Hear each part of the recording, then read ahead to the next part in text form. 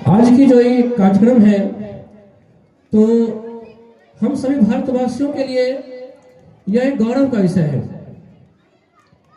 सभी जानते हैं कि यह गौरव दुनिया के बहुत कम देशों को नसीब होता है कि स्वतंत्र हवा में सांस ले, स्वतंत्र रहे और स्वतंत्रता के साथ साथ गणतंत्र भी रहे।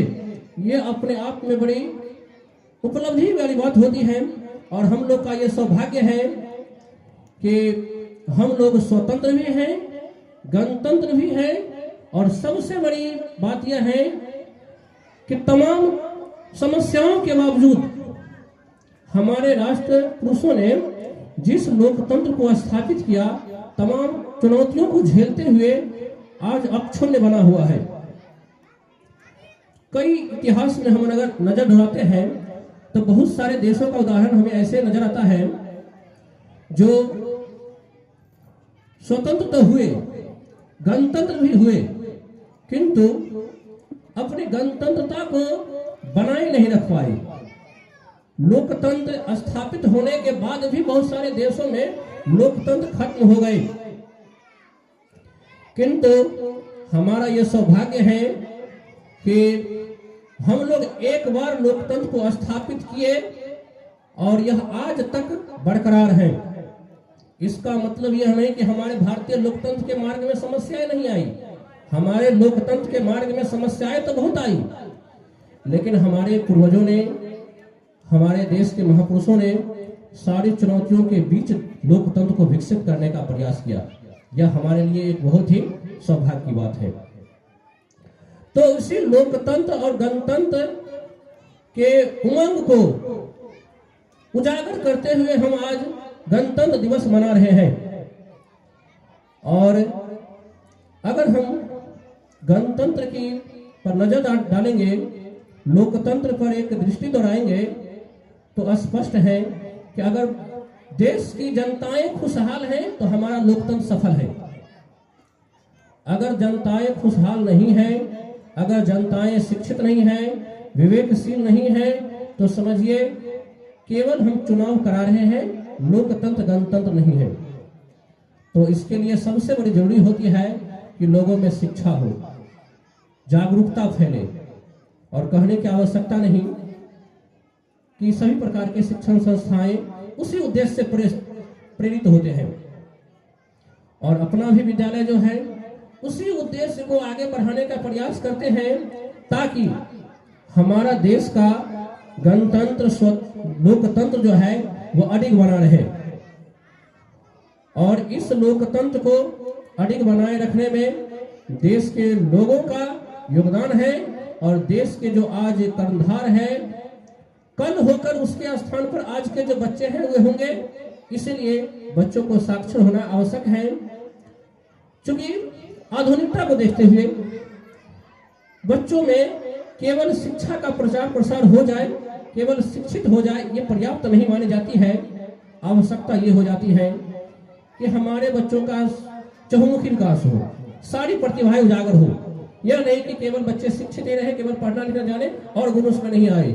यानी कि सर्वांगीण विकास आवश्यक होते हैं। इसी सर्वांगीण विकास के उद्देश्य को लेकर के विभिन्न प्रकार के सांस्कृतिक विचारधारा को आगे बढ़ाने के लिए कार्यक्रम होते हैं।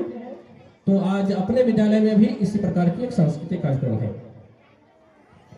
क्योंकि आज का जो यह कार्यक्रम है वह विद्यालय के नवम वार्षिक महोत्सव समारोह के साथ है। यानी कि हमारा विद्यालय जो है, जो पूरे समाज का है, एक एक समाज के बच्चे का, बूढ़े का, युवकों का, सबों का विद्यालय है। मेरी भूमिका अगर विद्यालय में कोई है तो इसको चलाने की जिम्मेवारी मुझे है। विद्यालय मेरा नहीं है, विद्यालय पूरे समाज का है।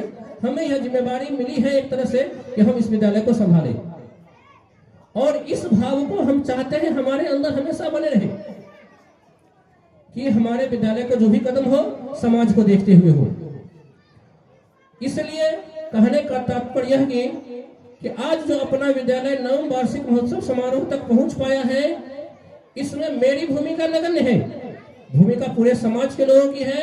हमारे साथ जो शिक्षक हैं, जो कदम से कदम मिलाकर हमारा साथ दे रहे हैं, उनकी बड़ी भूमिका है।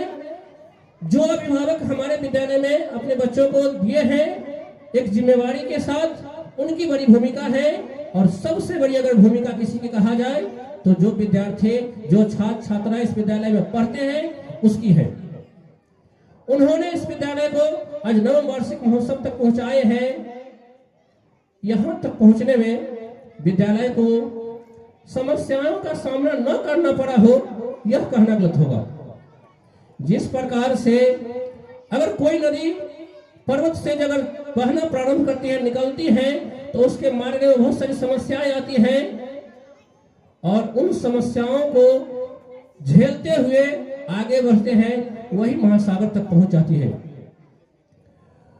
तो समस्याएं को देखते हुए और सबों के सहयोग के बदौलत आज हम यहां तक पहुंच पाए हैं। और जब भी समस्याएं आती हैं, चुनौतियां आती हैं, तो मुझे दुष्यंत कुमार की दो पंक्ति याद आती है कि कौन कहता है आकाश में सुराख हो नहीं सकता। कौन कहता है कि आकाश में सुराख हो नहीं सकता। एक पत्थर तो तबीयत से उछालो यारो, एक पत्थर तो तबीयत से उछालो यारो। तो बस हमने एक पत्थर उछालने का प्रयास किया है आकाश में सुराख करने के लिए, और उससे ज्ञान की धारा चारों ओर प्रवाहित हो, यही हमारा प्रयास है। और आगे भी यही प्रयास जारी रहेगी।